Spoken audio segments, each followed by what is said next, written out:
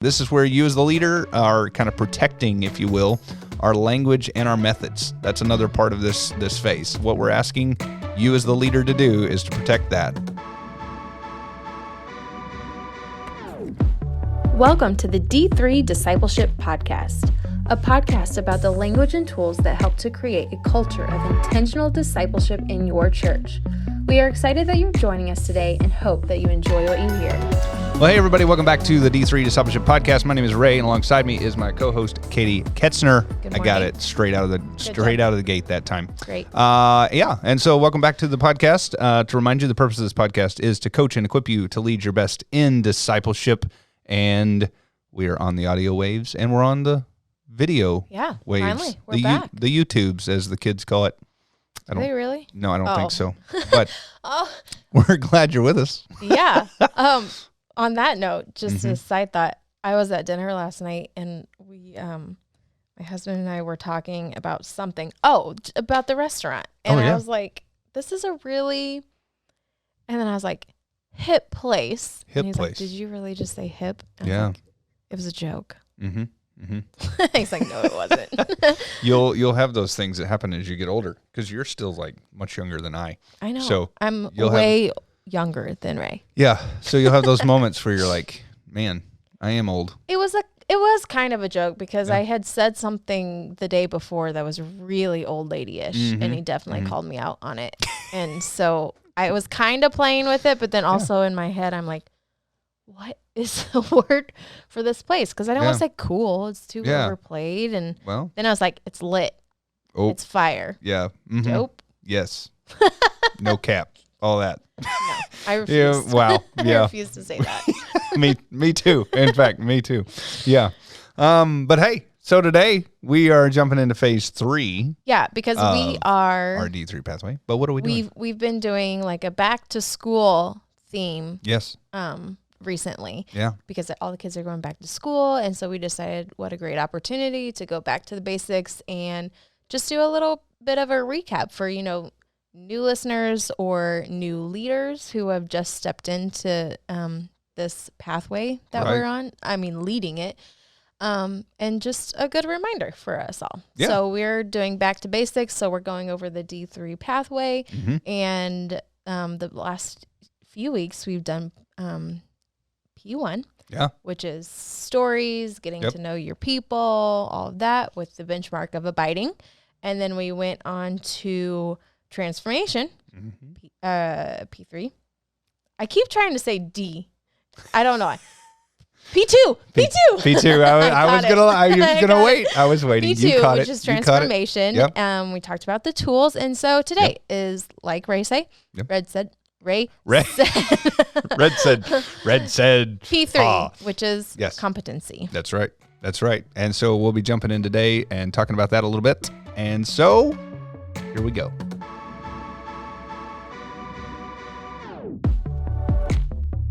Okay, so what is the purpose of this phase? Yeah, so phase 3 is really kind of where it gets, I've said this about the past 2 phases, where it gets fun, but it is where it gets fun in a new way. So the phrase I like to use is we have moved from face-to-face to shoulder-to-shoulder. And so what I mean by that is, as the leader, you are leading this group. You've been going through all of these phases that Katie mentioned just a minute ago. Man, we're struggling today. I know. So we have stories, abiding, transformation. We've even done some outs as a group, and now here we are in phase 3. And the idea is that we are coaching the people in our group. So you're kind of moving from this teacher title, if you will. I don't know if title is the right word, like teacher placement in the group to now you are like coaching the people in your group. So we kind of want to give people a safe place before they go out and lead another group to make sure that they have the tools down before they go out and lead this group. So from the standpoint of competency, right? We want to make sure they're competent in the things that you have taught them. Holy cow. We are just, today is on fire. This is going to be a complete side note. I was telling Katie a minute ago that this is like, I had a bag of Sour Patch Kids. That's what I was going to bring it up if you didn't. Yeah, well, and she was like, "Why? Whose are these?" And I'm like, "Those are mine because this is like a Sour Patch Kid kind of day. Like, I just need some Sour Patch Kids." So it's wire to wire today, and it's a lot going on. Anyway, all that to say, phase 3 is the point that we are checking up on the people in our group before we send them out, before we deploy them, to make sure that they have a grasp on what we have taught them, which can be a little bit humbling because yeah, now we're kind of seeing how well did we teach them, right? And how well did they really keep notes? And so before we, again, send them out to lead their own group. Yeah. So what are we looking for when we are going through this phase of competency? Or what are we doing? Yeah. Like, how do we find this out? Oh, great question. So, so what we're going to do is on the website, there is actually a worksheet with all the tools. As we established last week, 10 tools. 11. I realized where I came up with 11. So the D3 pathway itself is a tool that our people need to know, right? So there's 11. Anyway, all that to say, you need to make sure that the folks in your group are competent in these things. So we have a worksheet on the website. You can print it off. And then what you're going to do is actually assign a tool to each person for them to reteach it as though they were leading the group on that night. What if you only have like 2 or 3 people? So they're going to be reteaching a couple tools. So typically what happens is between those, our average group is probably 6 people. So most people are going to reteach 2 tools. But some of those tools you can slide into like the same night, right? So you could do 2 of them on the same night if you're kind of in this competency What phase. if they teach the 2 that they are good at? How do you know if they know all the tools? Ooh, well, that's a great question too. Yeah. So as you're assigning these to these people, right, you're going to have that one person teach it. And maybe they want to teach the one that really like impacted their life. That tends to be a trend that I see in my groups is like somebody's like, well, man, the identity triangle really made an impact on me. So you let them decide at first. Yeah, a little bit. Yeah. If they say, I don't want to do any of them, then that might be a problem. But Red flag. Yeah, kind of give them an opportunity to speak into which ones they want to teach. But also like the point of this whole process is for, yes, that one person to teach as though they're teaching on that night. But then you're going to kind of check everybody else in the group. Like, hey, did you feel comfortable with that? Like, do you feel good on that tool? Do you feel good enough to move on ultimately? From the leader standpoint, you're asking those questions. So you're, again, assigning them a couple tools. They're going to come into the group and teach that just as though they were teaching the group. So if we were in a group and you were teaching the tool for the night, we'd come in and I'd say, all right, guys, hey, we do our little chit chat that we do at the beginning. And then I'd say, okay, Katie's going to take over our group this evening as though she was leading it. And then we'll kind of, if you will, action, right? Like, here's the movie, right? The clap of the stick or whatever. And then it would be all you. And so you would teach it just as you would teach it if you were leading the group. So 2 things. Number 1, what if they teach it horribly? Whoa. And 2, what if someone in the group says, no, I'm not comfortable with that? Yeah. So that's a great, so how, if they teach it horribly, then obviously we want to go back as a complete group and kind of walk through that. And I would say actually the answer to both of those questions would be, let's go back and reteach it. And so I don't mean that you're going to spend another 6 weeks on it, but definitely going to go back, walk through it, make sure everybody's got it, make sure they keep notes. Again, this is kind of the humbling piece of the pathway because it's up to you and how well you kind of taught it, right? And so there's obviously that person that misses a week or something like that, and maybe they missed that tool, then I obviously wouldn't have them teach that tool because they need to sit in it again and kind of learn it. But if you have your people who are like, they're teaching it, it doesn't go well, then hey, let's sit in this and kind of reteach it this evening. Or if we don't have time on that evening, let's come back next week. I want you guys to kind of sit in this again, and then we'll come back and reteach it on that next week. So, I mean, I guess for other people, rather than myself, because this would be hard for me, but telling anyone that we kind of missed the mark on this area. Yeah. But I guess you could, braver people could say, hey, this is what I feel was kind of missing. Is this kosher? No, you're on it. This is what I feel was missing from your teaching. Yep. Like, did you just forget that part? Do you not understand that part? Right. Do you have any questions about this? Like stuff like that, I guess, are things that you could possibly ask. Yeah, and I think there's a little bit of responsibility for you as the leader in prepping them for their week to share, right? So at this point, we're actually going to allow them to begin to use the website, begin to use the resources, again, just as though they were teaching, right? Okay. So we've been doing this now for 7 or 8 months or maybe more. And so now it's the point that I'm getting you guys ready to go out And so we're beginning to give them the resources. So we're beginning to give them access to the website so that they can see those things. And then for you as the leader, you need to set them up, right? And so it's not like a call the night before and then you're like, oh, by the way, hey, tomorrow you're going to be teaching the marriage square, right? Like we need to have them ready so that they can prepare just as they would for the group. And so they need to feel that tension. They need to feel the if there's a lack of preparation, they need to feel that, right?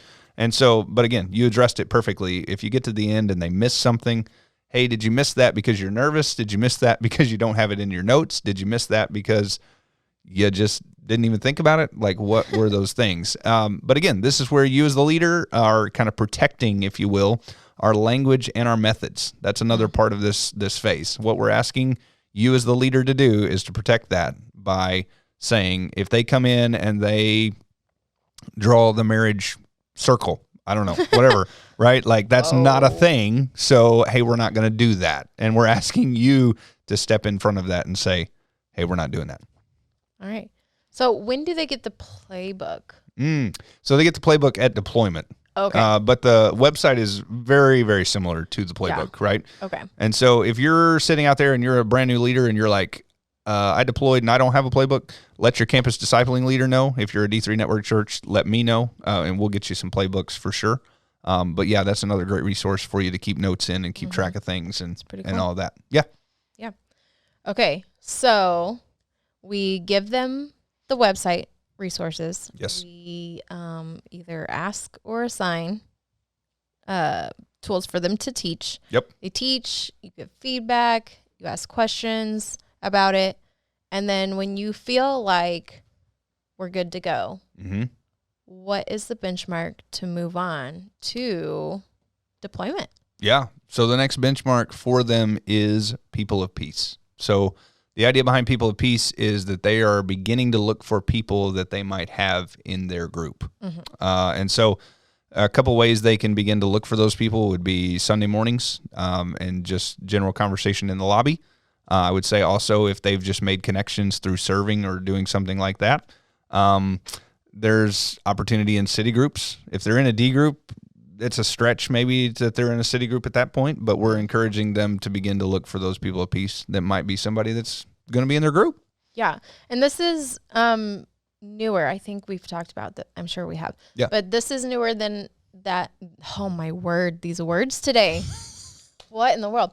This is newer than what we've done in the past. Yes. This is a new system of finding people of peace. Because in the past, like when I was in group, we were deployed and then it was on us to, hey, okay, now your responsibility is to find people of peace. Right. Which for me was just so overwhelming. It's like, all the fish in the sea, right? Yeah. It was very overwhelming.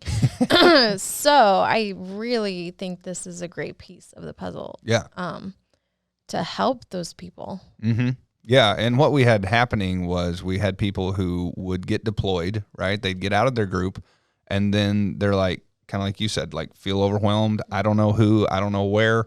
And then they would spend 6 to 8 months looking for people. Or longer. And then the fire would go out, right? Of like wanting to disciple people and loving those people and different things like that. So what we found was, hey, as you're kind of wrapping up the end of this stage here, where you're starting to reteach the tools and redo these things, what if you went ahead and started looking for people? And it's been encouraging to see the difference that has made. Well, it's kind of like the rest of the pathway in a sense. Like you do, let me see if I can get this right. Like I do, you watch. Yep. I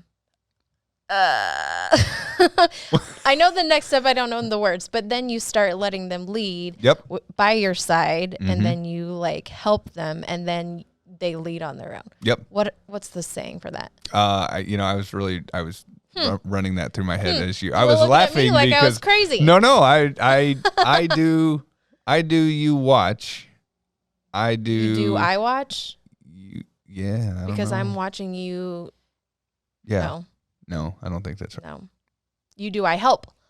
We could look it up. I don't know. Something like that. Something like that. But the thing is, like, you, for one, are doing it for yourself, and then you're teaching others to do it. So the second part, whatever it's called, is you are standing alongside the person. Did you find it? I'm looking for it. Okay. You're standing alongside the person and helping them do it. And then the next step is they do it on their own. Exactly. So, I found it. Okay, what is it? The magic of the internet, right? The old Google machine, if you will. Fast. You know what's funny is, like, this is a great teaching point, though. Okay. So if you're in the middle of your D group, you can't find scripture. All the time. Did you see how fast I So brought that up, fast. right? Like, I think the Lord invented Google for those that struggle with scripture. Yeah. Maybe other reasons too. But anyway, okay. So I do, you watch. I do, you help. You do, I help. You do, I watch. Okay. Then you do, someone else watches. Whoa. Wow, that's a lot like- more complicated than I That had. whole fifth stage, is like discipleship in a nutshell right there. Yeah. Yeah. So, I don't know. Yeah. Okay. yeah. That But works. that's the whole intention behind this whole But you phase, are really. helping them. You are Yeah. watching them do this. Yep. They're doing this in a safe place. Yep. Where they can come and ask questions, ask for help. You know, you can lean in, whatever. Yeah. Whatever. And I think it's And I think you mentioned this, or somebody mentioned this, like the opportunity to come back to your group leader Yeah. and say, hey, these are the folks that I'm thinking about, people of peace. You may or may not know them, right? What do you think? And kind of presenting that to them, and then them also offering feedback. I think that's awesome. Like, Sounds that's a great smart. opportunity. does sound like something I said. Yeah. I think you did, actually. I You did, said it because last I was week. talking about Yeah. leaders and There you go. talking to someone, and they're like, "Oh, I don't think they would be a good leader." Yeah. And I was like, "Okay." Yeah. I mean, kind of felt the same, but then Right. confirmation.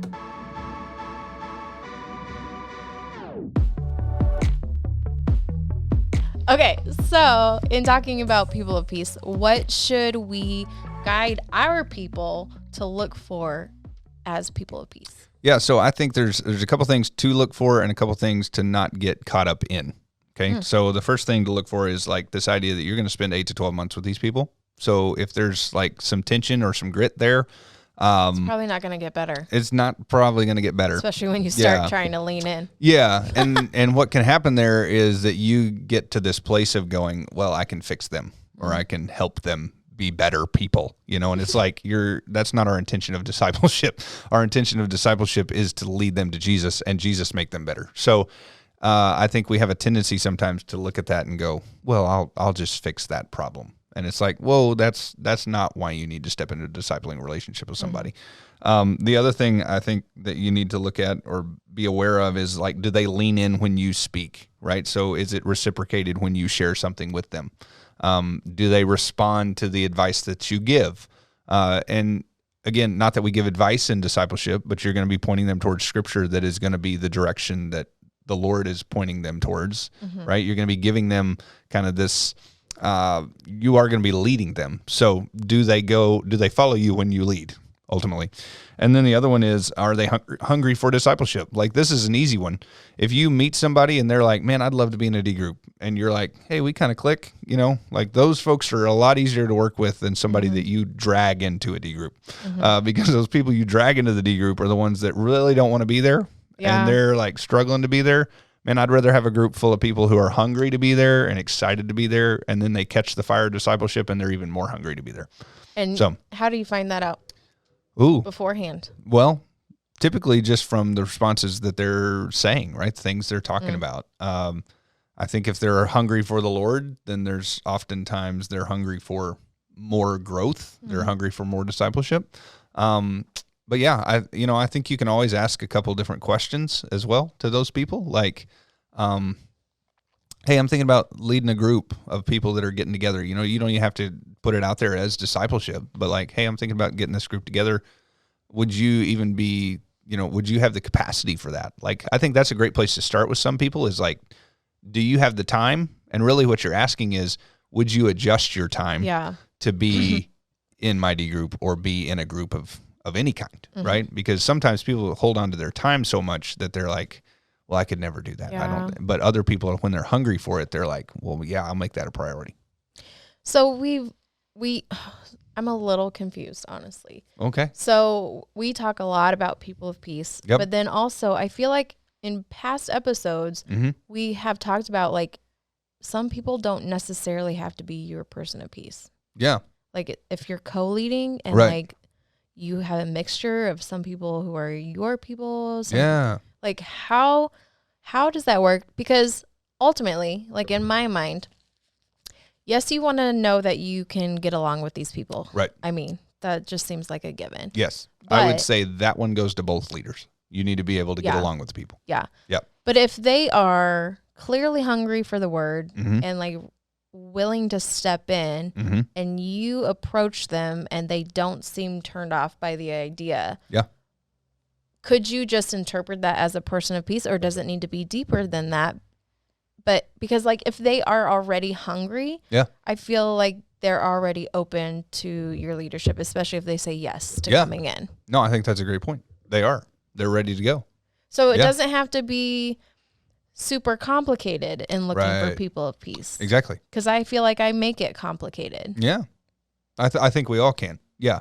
And I think there is a certain level of like, hopefully you're going to have coffee with that person a couple times, start having maybe Or even, you already know them, like Yeah. you've served with them or exactly. stuff like that. Yeah. So then on top of that, you're going to have maybe some spiritual conversations. So for example, when we started our group that we're in right now, there were actually two people in my group that my co-leader didn't know well.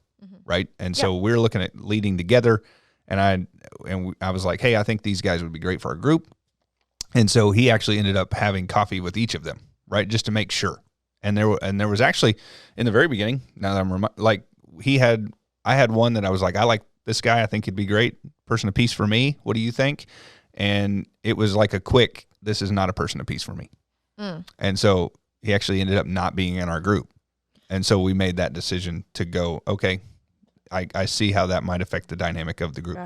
Yeah. What if you kind of get hoodwinked? What if like the first meetings are okay? Yeah. And then you kind of get into it and you're like, maybe this is not a person of peace. Yeah. Or how do you handle that? That's a great question. Or how do you handle that? also, I guess maybe that could play out by itself, like just in them not listening to what you have to say, or, you know, their ears are closed or they're not abiding. Yeah. Then you can have that conversation of maybe this isn't the best fit, which you never want to happen. But in what we found in speaking to a lot of people last season, like people leaving your group is common. Yes. Right. And nothing to feel bad about because it happens. Yeah. And I think you can pass off a person peacefully. In other words, like I think there's a reality when somebody is leaving your group that both people know it. Yeah. Right? It's kind of like that relationship where you go, man, I need to break up with this person. And then you go to them and you're like, hey, I think we should break up. And they're like, yeah, me too. Yeah. And it's like this reality of we both knew it, just nobody wanted to say it. And I think that's even sometimes healthier for us to say, hey, I don't know that you're getting a lot from this, and I'm okay with you stepping out if you would desire. And I think and then sometimes they go, yeah, I think I need to do that. And it's like, cool, that was easy, right? And not that it's always that easy. Right. But maybe more often than we think. And I think that's good, like having that conversation the way you put it, like to say, so they're not turned off to discipleship. Yeah. It's just, it's not the process. It's, it's me. It's not you, it's me. Yeah, that's right. It's not like, you, it's me. This is a good process. I still encourage you to do it. Right. But, you know, reality is not everyone gets along, you know, stuff like that. Yeah. So let's help you find someone. And you can still keep a relationship that way, saying, hey, we obviously do not work together well, but I would love to help find someone for you. Yeah. But 2 more things. Yeah. I Go just for it. keep throwing balls. No, go for it. Okay. So what if someone's in your group and you're like, hey, I want to break up, and they're like, I don't. Yeah. Or if they're not even in group and they approach you about discipleship or stuff like that, and you're just like, oh. So the first thing I would say that comes to mind here is don't lie your way out of it. Like that'll catch up. I mean, we don't lie because we're Christians. Well, that's true, but we tend to maybe say, well, you know, my group's full or whatever, and then you slide somebody else in at the last minute, and then they find out about it, and then it's just trouble. You messed up, right? Just Your lies will find you out. So I would say don't try to lie your way out of it, but just be honest and just say, hey, here's the thing. Like, I love you and all that. Obviously more eloquently than that, right? But like, I love you, and I'm not sure that a discipling relationship would work for us, but I do think that I'd love to walk along with you to find somebody that could help you in discipleship. And I know that seems very cheap, like that's an easy answer, and that's a hard conversation. And maybe even you'll get more from me in a friendship relationship than you will from a discipling relationship. And then I think somebody else could help you in some of those areas. Okay. So what about the person who is already in your group and you've decided this can't continue? Yeah. And you start that conversation by saying, hey, I think we should break up. And they say, oh, really? They seem just shocked. They were oblivious. Yeah. Well, it's like that you all have been unhappy for months. It's like that person that you say, hey, I'm not seeing a lot of transformation in your life. And they go, oh yeah, I'm seeing all kinds of transformation. And it's like, so icky. Okay, well, let's talk about that, right? And so I think that would be it. Again, as leaders, this is why some people don't lead again, right? Because you have to have these hard conversations, and you have to hold people accountable, and also you have to bring the reality of like, hey, this is not working, and so this is one of those fun places of like, this is a hard deal, but we're all called to do it, so let's go. Here you go. And I know that's a cheapskate answer. But, I was going to say, so what's the answer? What do you say? So I think the answer is, hey, it's maybe more of a question. That's true. Yeah. Like, hey, I don't feel like this is working. I don't feel like you're getting much out of this. Do you feel like you're getting much out of this? Do you feel like this is worth your time? I think those are real questions that you can ask. And if they say yes, you can then present your own reasons why you don't feel it is. Yeah. And there may be something that even in that conversation that they adjust or you adjust because clarity can come. Yeah. Okay. Like, hey, you're late every week. So are you really enjoying this? Like, is this a thing you want to do? And they're like, yeah, I'm sorry. And it's like, well, okay, but that's actually a learning circle moment for a second of making this a priority. And going, hey, how can we get you here 10 minutes earlier? Okay. I mean, so, hey, it looks like you're falling asleep when we're reading scripture. Like, what do we need to help you do? Oh, I'm super tired. I got the kids, above, all the things. And it's like, okay, so it's not really that they don't want to be there. Yeah. It's just their level of capacity at the time. I don't know if those are good examples. I think it is. Well, thank you. Yeah. So. And it just proves that, like, we hate going through hard times and hard conversations, but a lot of growth on either side can come from it. So don't be afraid of the hard conversations or hard things you have to go through. Yeah. And the like, that's, I would say, another reason we pulled People of Peace back into the process a little more than just, hey, you're deployed, go find it. Because now you have the opportunity, you're still in a D group while you're looking for People of Peace. And so you're hanging out with these people and different things, and you're like, you get to the place you're like, this is not working, right? So an example of this happening actually currently at our campus. So we have two guys that are about to start a D group. They're not 100% sure that like they're going to mesh as co-leaders. So they're just getting together and hanging out with this group of guys that they're both looking at as People of Peace. And they're not even like having a disciple, like they're like, hey guys, we might be starting a D group. Yeah. But they're just hanging out with the open and obvious, like, we're just making sure we all get along first. Like even I think knowing their personalities, they're probably going to call it out and just go, hey, we want to make sure this is a good thing, right? And so I think you can take steps on the front end to maybe not find yourself in as much of that position as you used to be able to find yourself there. This is a rabbit trail, and we don't have to go down it. But what if they decide that they can't lead together, but they're both interested in the same person? Is that where you just let the person pick? It comes down to a duel. Yeah. I answered my own question. A knife fight in the parking lot. Oh, that's not the answer I came up with. That's not true. So there's a period of time there where they're both going to have to find another co-leader. There's a period of time there where I hope they are grown up enough that they can have that conversation and walk through it together of like, hey, maybe we split this up. Maybe we find new People of Peace.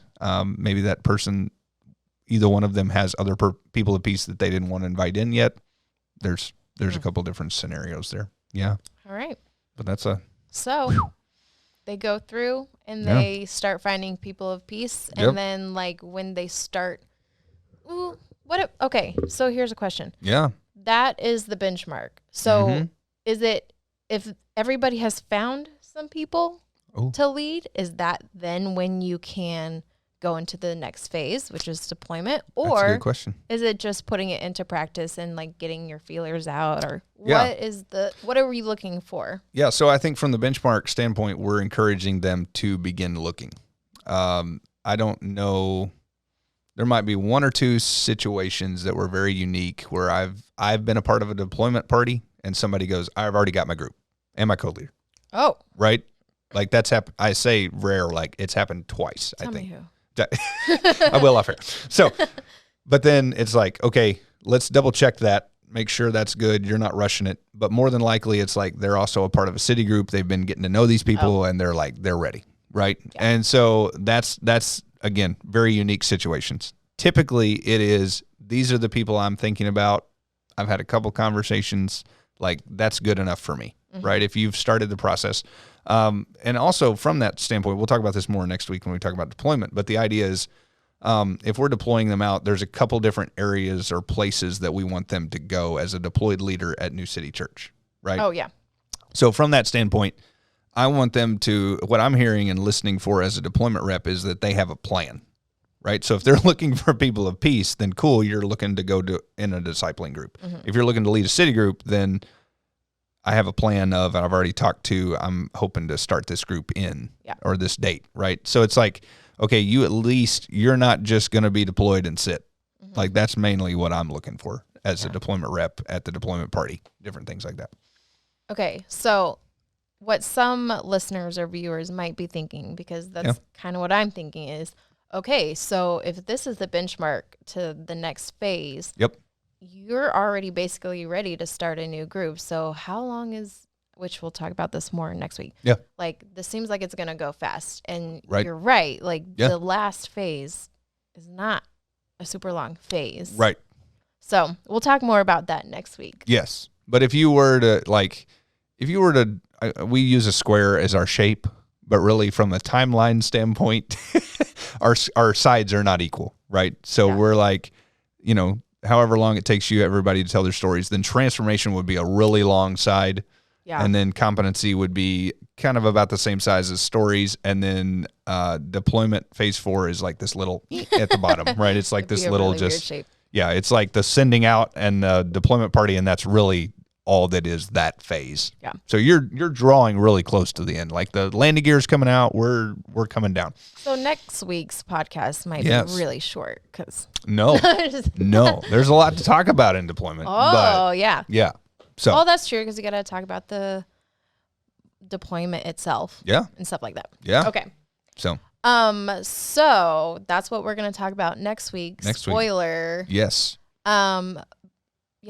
Yeah. So to round it out, well, for one, before we leave, I want to give a shout out to Tammy Green. Oh. Because she stopped me in the bathroom on Sunday morning and, just brought up the podcast and said she listened to the last one. And there you go. Asked me if I enjoyed it. And I feel like my 20-second answer as I'm washing my hands and like trying to leave. I gotta go. Probably came off. I was like, yeah. But story behind that is I didn't feel like I would be great at this. Yeah. And so, there's a lot of self-doubt when it comes to it. Sure. I do love doing the podcast, Tammy. I do love doing it. And you ask great questions that even stump me. See, like the one you asked earlier. I love being devil's advocate. Yes.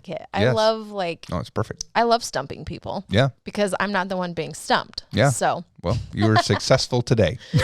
So I just want to say shout out to Tammy. Yeah. And, we love hearing people talk and say, hey, I listened. That's or like just ask questions even in person or stuff like that. Like I really enjoy it when people ask about podcasts or say they've listened. It just warms my heart. Yeah, it's one thing to see the numbers on the stats, right? Of like, oh, people are listening. That's good, right? But then when somebody walks up and says, hey, I listened or I learned this from or something like that, that's really fun. Yeah. So you guys can do it more and I'll give you a shout out. There you go. Yeah. We'll get to a point we have this list maybe Okay, shout outs this week. Here we go. Yada, yada. So, And also, we have, if you have questions, we Yes. have our that guy. email address, our new D3 email address. Yes. And it's d3info@newcitychurch.com. Boom. You got it. Thanks. Yep. And again, if you're listening on just audio or podcast, we're also on YouTube. If you're watching on YouTube, we're also on podcast. And so either way, but yeah, for sure, subscribe to our YouTube page as well. We've gained, I think, 5 followers. So big numbers. Whoa, yes. That's like, woo. People just don't know yet. Yeah, that's They right. just don't know. Got to get the word out. But yeah, so I don't know if I have anything else. You have anything else? I don't. Let's close it out, Ray. Yeah, let's close it for out. All right. Well, thank you guys so much for listening to the D3 Discipleship Podcast. We'll see you next week. We will be wrapping up with phase 4 deployment, and then we'll figure out what's next. Yeah, do something else. Sounds good. All right. We'll see you. Bye. Thank you for joining us today. We hope that today's information was helpful and useful for your discipling journey. We would like to encourage you to subscribe, review, and share on social media. If you would like more information, check out d3pathway.com.